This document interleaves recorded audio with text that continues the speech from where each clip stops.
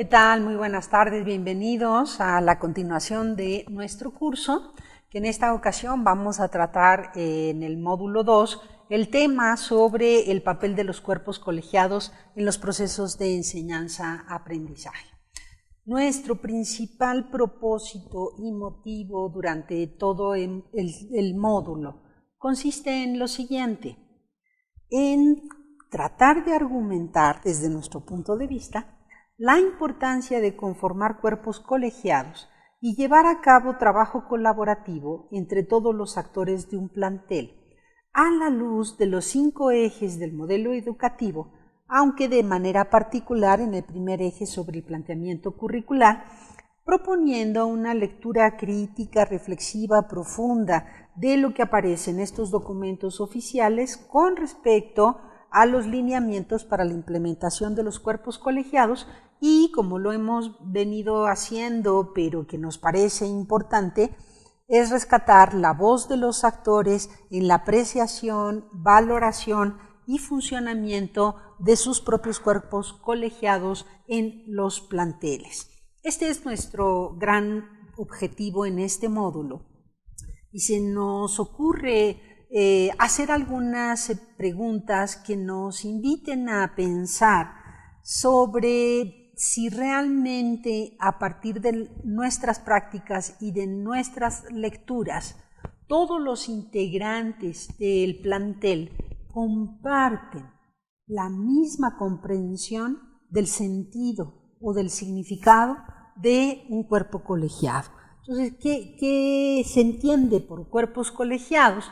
Parecería ser una pregunta bastante trivial porque en todos los planteles funcionan cuerpos colegiados, pero valdría la pena preguntar si todos esos integrantes tienen esta misma aproximación del sentido de conformarse en un trabajo colaborativo.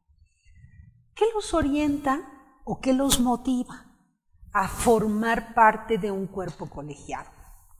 Por un lado está el modelo educativo, la reforma, una serie de lineamientos que por supuesto nos invitan a participar de manera colegiada y habrá que pensar en qué medida esta convocatoria es la que define nuestro trabajo colegiado en los planteles o qué tanto, y habría que analizar, han surgido estos grupos de manera espontánea en los planteles. ¿Cómo y cuántas veces y bajo qué condiciones los propios docentes de un plantel levantan la mano para conformar un colegiado? Entonces vamos a trabajar sobre esta pregunta de cuál es la motivación en la conformación de estos colegiados y, por otro lado, cuál es el grado de convencimiento que tienen los docentes para participar dentro de estos cuerpos colegiados y no como el cumplimiento a una norma, no como el requisito para trabajar en una academia disciplinaria, sino ponernos a pensar de manera muy consciente qué es lo que me motiva a mí como docente de este plantel a participar en un grupo de trabajo colaborativo.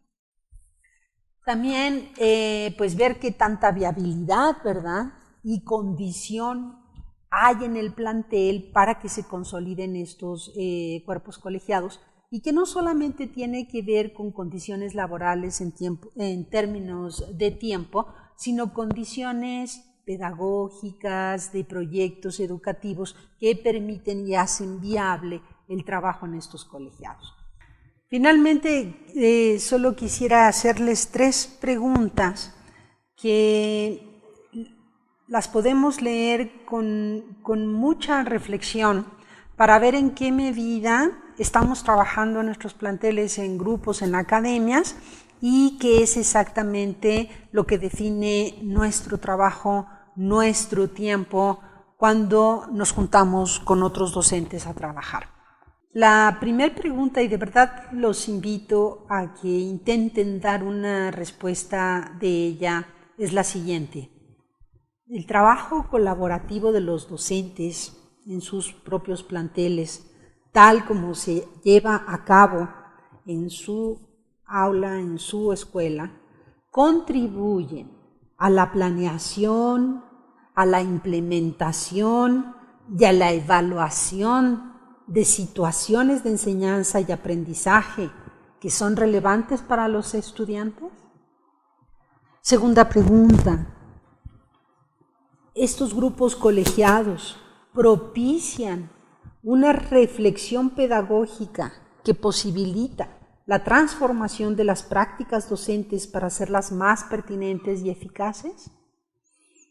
Tercer pregunta, ¿contribuye a una articulación productiva entre la gestión escolar, la gestión directiva y el trabajo pedagógico que se realiza en el aula? Estas tres preguntas cumplen el propósito de invitar a reflexionar sobre sus respuestas, porque en una medida u otra serán el contenido de este módulo. En algunas entrevistas que tuvimos con directores, con docentes, etcétera, las hicimos para preguntar cuál era la valoración que tenían de los cuerpos colegiados o cómo ellos podrían señalar la importancia o la relevancia que desde sus planteles aprecian para la conformación de estos colegiados.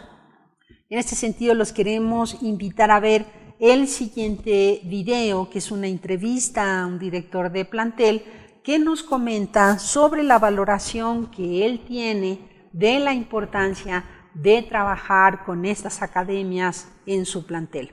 Los invitamos a ver el siguiente video. ¿Cuál diría usted que es el beneficio de tener estos grupos colaborativos? Bueno, principalmente el compartir ideas, el aportar, el trabajar en conjunto y sobre todo estar en la misma frecuencia. ¿Sí? Porque recuerdo que en otros tiempos veíamos que para hacer el trabajo colegiado hacían su planeación, su secuencia didáctica a los maestros y cada quien por su lado, o sea, entregaban su trabajo, pero muchas veces veíamos el enfoque que le daba cada quien a los temas muchas veces no coincidían o no eran exactos, ¿sí? Y a veces el alumno, ellos están haciendo una actividad y nosotros no, eso no lo hicimos, eso no lo vimos. Entonces ahí vemos como que se separan y al trabajar de manera conjunta en ese trabajo colaborativo es lluvia de ideas, aportaciones y un logro pues uniforme pues, para realizar todo este tipo de actividades. En la entrevista que acabamos de ver, el director manifiesta lo que para él es la principal ventaja que se puede obtener del trabajo colaborativo en un plantel de educación media superior, que para él es que los docentes que imparten la misma asignatura puedan compartir un enfoque común que permita que los alumnos aprendan lo mismo al mismo tiempo y de la misma manera, de forma que alcancen los mismos logros. Sin duda, esta es una aspiración a la que contribuye el trabajo colaborativo en los planteles. Sin embargo, si vemos los documentos del modelo educativo, podemos ver que hay un espectro más amplio de posibilidades para los cuales vale la pena trabajar de manera colaborativa a través de cuerpos colegiados. Entonces voy a leer una cita de los planes de estudio de referencia del marco curricular común para la educación media superior, en el que habla del trabajo colaborativo en la gestión curricular. Y dice, para habilitar una adecuada gestión curricular, se buscará que el trabajo colaborativo entre docentes contribuya a mejorar la práctica pedagógica, rediseñar las estrategias de evaluación, generar mejores materiales didácticos. Además, deberá promover la mejora continua y gestionar la formación docente pertinente a las necesidades de cada plantel. En otras palabras, el trabajo colegiado en la educación media superior deberá convertirse en un mecanismo articulador que asegure la correcta implementación del nuevo currículo de la educación media superior. Esto, en resumen, establece o propone que el trabajo de cuerpos colegiados debe contribuir al desarrollo de los procesos educativos, al funcionamiento general de la escuela y a la propia formación continua de los docentes.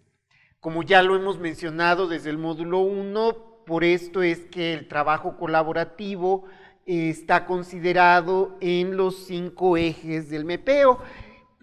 Vamos a revisar un poco de esto, resaltando, como dijo Alejandra, que primero vamos a ver cuál es la perspectiva de lo que plantean estos documentos, y eso lo vamos a contrastar con lo que algunos actores de la educación media superior, como el director del cual acabamos de ver la entrevista, manifiestan, ¿no? A través de encuestas, entrevistas, el propio trabajo colaborativo, etcétera, ¿no?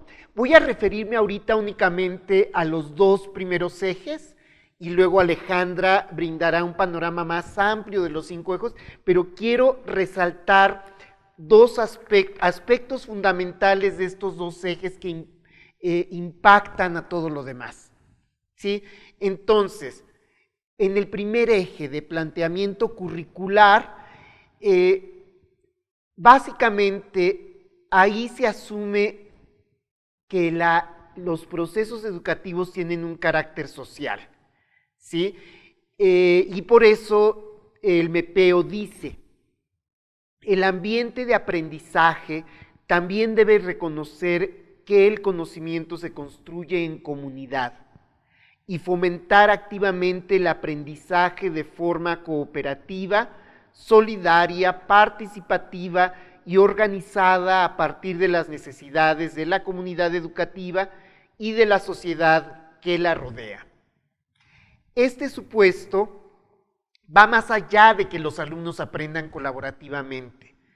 Implica que los alumnos aprenden situados en el contexto en el que se encuentran, y por eso tienen que considerarse eso en la enseñanza. Pero además, esto impacta en lo que se espera que también hagan los docentes. Primero, como parte de una comunidad que se reúne a diseñar situaciones de enseñanza para los alumnos, y por eso es que el trabajo colaborativo de los docentes es lo que hace posible la construcción de contextos pedagógicos para que los alumnos participen en experiencias de aprendizaje relevante.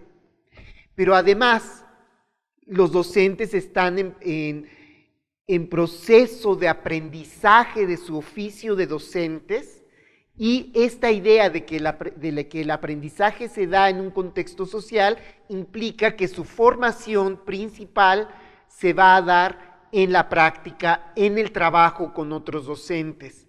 Y por eso es que se propone que las tareas que son propias del oficio de docente, como la planeación didáctica, el seguimiento y la evaluación de las situaciones de enseñanza, o el seguimiento y la evaluación del aprendizaje de los alumnos, deben ser objetos relevantes del trabajo colaborativo de los docentes, tanto para mejorar su práctica como para contribuir a su formación. Esta perspectiva también implica trasponer los límites de las disciplinas para abordar los problemas teóricos o prácticos significativos para los alumnos, lo cual requiere un trabajo colegiado interdisciplinario. Esto es en lo que toca al primer eje del modelo educativo, el planteamiento curricular.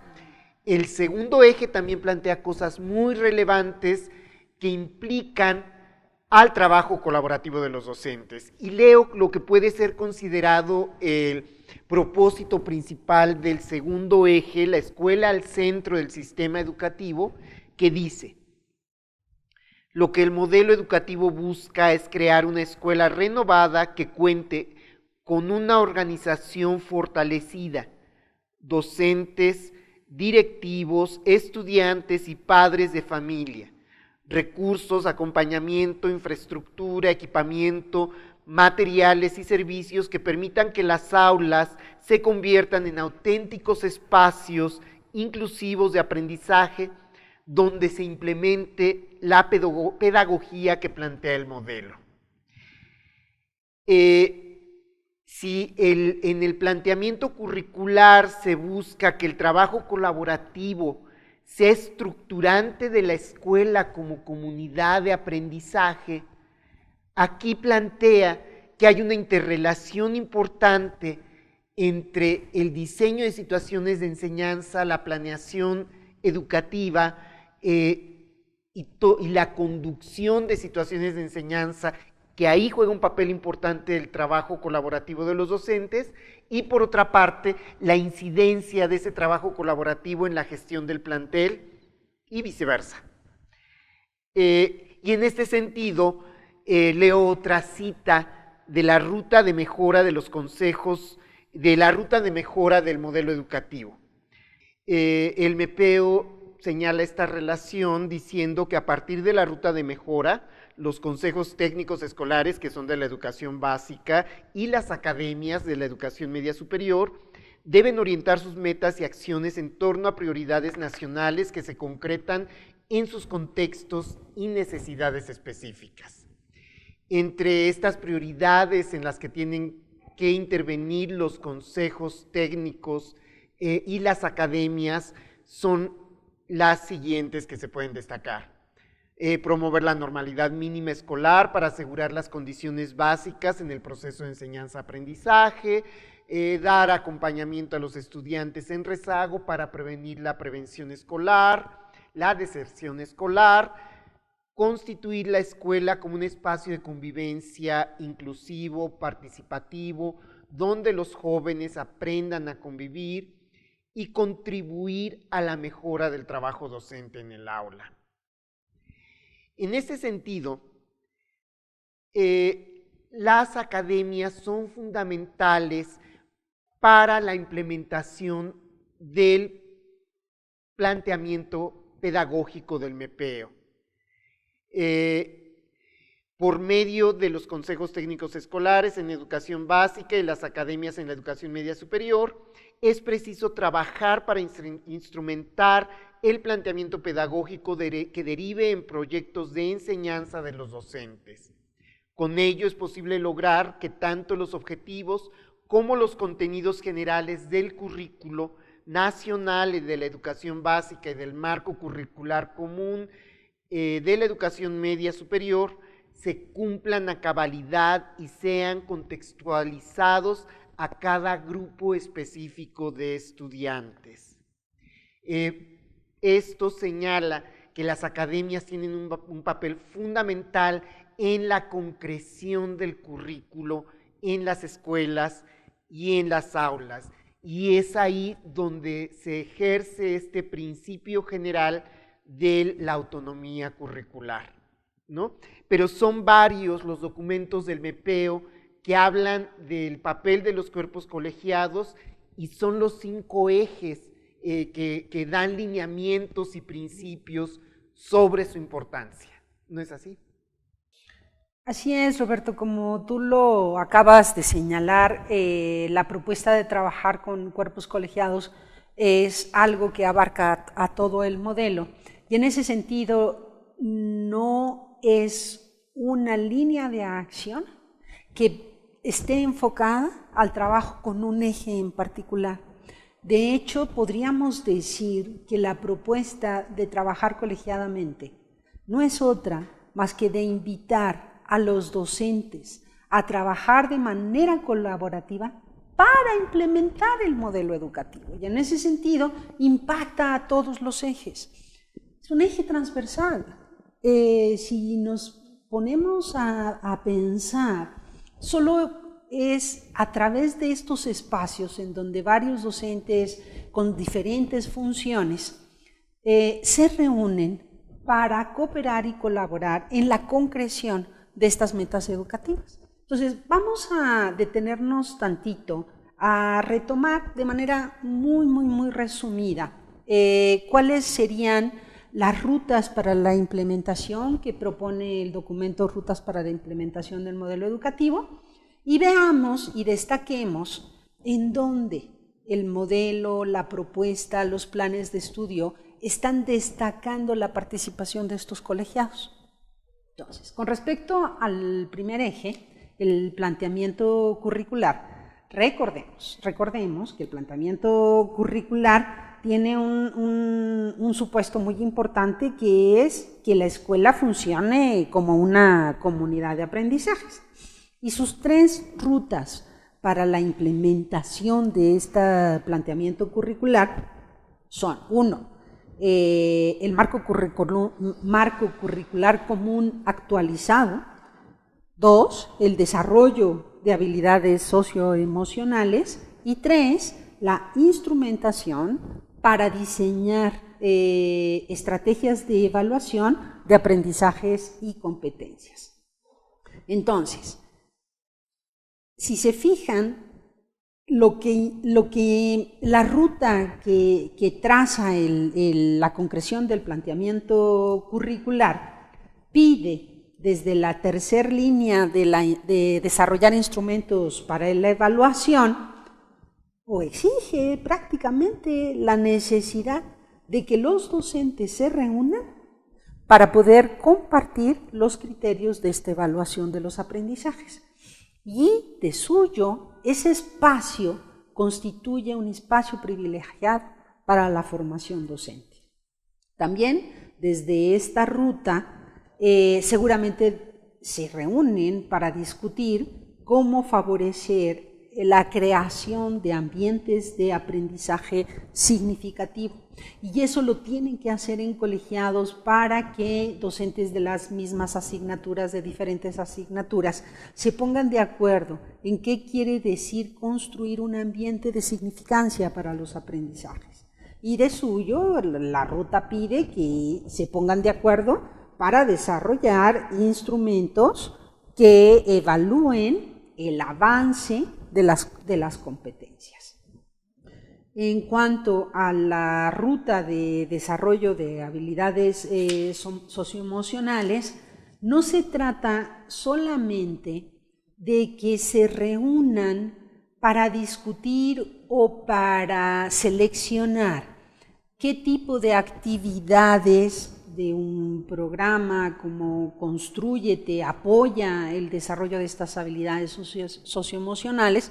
No se trata solamente de que se reúnan para que discutan cómo se van a repartir estas fichas y estas actividades, sino cómo van a integrar en sus planes de estudio esas fichas, ¿sí? O esa propuesta del desarrollo de habilidades.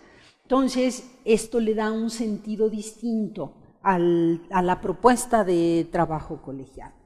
Desde el segundo eje tenemos también otras 3 rutas para la implementación del modelo. Y este segundo eje, que es la escuela al centro, plantea la primera ruta, que es favorecer una cultura de aprendizajes. Recordemos que, y lo vimos en el módulo anterior sobre la planeación, que la construcción de la escuela como una comunidad de aprendizajes iba mucho más allá de lo que un docente puede hacer dentro del aula, ¿no? Y si se trata de algo más que la concreción de un programa de estudio en el aula, seguramente tienen mucho de qué hablar los docentes fuera de esos espacios de aula. La segunda es la escuela como una comunidad con autonomía de gestión. Y la tercera, favorecer la participación social. Y con respecto a la escuela como comunidad de gestión, vamos a hablar, y a lo largo de este módulo, del papel del liderazgo, tanto del directivo como del docente. Esta escuela, con su propia autonomía, requiere de liderazgos para ese funcionamiento. Y en ese sentido, se requieren estos espacios colegiados para pensar o para trazar rutas concretas de acción. Hacer que se involucren otros actores en los proyectos educativos, como los padres de familia, implica también un trabajo de colaboración. Y aquí vemos cómo la propuesta de cuerpos colegiados, de academias, para el segundo eje es absolutamente determinante. El tercer eje, que habla sobre formación y desarrollo profesional, plantea también otras 3 rutas. La primera es ejercer la docencia como una profesión y en ese sentido pide que los docentes participen en procesos de evaluación, de una heteroevaluación o de una coevaluación. Y al nivel de esta coevaluación es donde tiene sentido el trabajo colegiado, el darse la oportunidad de ser evaluado implica que puede ser o debe ser escuchado por quienes lo evalúan. Y eso es una de las metas y uno de los objetivos de los cuerpos colegiados que apuntan a su vez a un propio programa de formación docente. La segunda ruta tiene que ver con programas de formación continua, y a esto me refiero con que estos espacios colegiados representen los espacios privilegiados para que los docentes se formen y se apoyen y se compartan las mejores experiencias. Y la última tiene que ver con una formación inicial, pero eso es otro asunto. Y el cuarto eje, que habla sobre equidad e inclusión, nos plantea que la escuela debe ser un espacio de atención a la diversidad. ¿Y cómo? ¿Cómo dar esa atención a la diversidad si no conocemos a los estudiantes y si los docentes no se conocen entre ellos y no pueden compartir las valoraciones que hacen de sus estudiantes? Y esto tiene que ver también con la creación de ambientes significativos o de buenos ambientes para la enseñanza. La segunda ruta plantea el diseño de estrategias para la equidad y para la inclusión. Y una vez más vemos cómo para cada uno de estos ejes no se trata en los documentos oficiales de decir en qué consiste, de definir cuáles son sus propósitos. Los documentos, sobre todo el de la ruta para la implementación del modelo, nos invita a pensar a la construcción de estos cuerpos colegiados como la estrategia para la implementación, como el eje que va a permitir articular que todos estos elementos del modelo realmente se puedan concretar. El quinto eje, que habla sobre gobernanza del sistema educativo, plantea mecanismos de coordinación entre las autoridades y la educación media superior, y ahí hay todo un planteamiento en la construcción del CINEM, del padrón de buena calidad, etcétera, que si se fijan, bueno, también dentro del propio modelo hay otras instancias que permiten hacer una evaluación del funcionamiento del plantel, como sería el padrón de buena calidad. Entonces, para resumir y para transmitir o invitar a pensarles, ¿por qué los cuerpos colegiados atraviesan todos los ejes y son la estrategia para el funcionamiento de la propuesta? Pensemos que estos espacios colegiados en realidad invitan a una cooperación, a una colaboración, a una concreción de la visión que cada uno de los docentes tiene de cómo trabajar en el aula. De verdad, ellos son los responsables de articular la planeación del aula, la que se va a concretar en el aula, con la planeación escolar. En los cuerpos colegiados, la colaboración entre docentes tienen un enorme compromiso, y este compromiso consiste en analizar y reflexionar si las metas que se plantean en los programas de estudio para una materia en realidad están en consonancia, en congruencia con esos objetivos que plantea toda la escuela. Por ello, no solamente se trata de que en estas reuniones se reúnan para compartir los objetivos, para diseñar las situaciones, para trabajar estrategias de evaluación, porque estamos seguros que eso sí sucede. Sucede en todos los planteles de media superior, prácticamente en todos, que se reúnen a través de diferentes academias para hacer estos trabajos. Pero lo que hemos observado y lo que hemos detectado es que no se le da un seguimiento a los objetivos planteados al inicio de las academias. Se da, en el mejor de los casos, estrategias para dar seguimiento al desarrollo de los estudiantes, pero no se diseñan estrategias o mecanismos para dar seguimiento a los acuerdos y a los objetivos y a las metas que se plantean dentro de estas academias al inicio de un semestre escolar. Y este va a ser un tema importante que a continuación vamos a retomar en términos de qué tipos de grupos están conformados en los planteles, cuáles son sus propósitos, qué tipos de miembros aglutinan este tipo de grupos y analizar en qué medida los propósitos realmente se cumplen a la luz de un seguimiento y de un funcionamiento entre ellos. Alejandra acaba de exponer un panorama de cómo en los 5 ejes del MEPEO está presente el trabajo colaborativo de los docentes a través de cuerpos colegiados. Con base en esta información y otra que ustedes puedan encontrar en los documentos del modelo educativo, los invitamos a realizar la actividad 1. Esta consiste en elegir uno de los ejes del MEPEO y elaborar un breve escrito en el que argumenten la relevancia del trabajo colaborativo en la implementación de este eje. Lo importante es que ustedes profundicen un poco más en los elementos que mencionó Alejandra para dar una idea más completa de por qué el trabajo colaborativo es relevante en ese eje del MEPEO. Secretaría de Educación Pública, Gobierno de la República.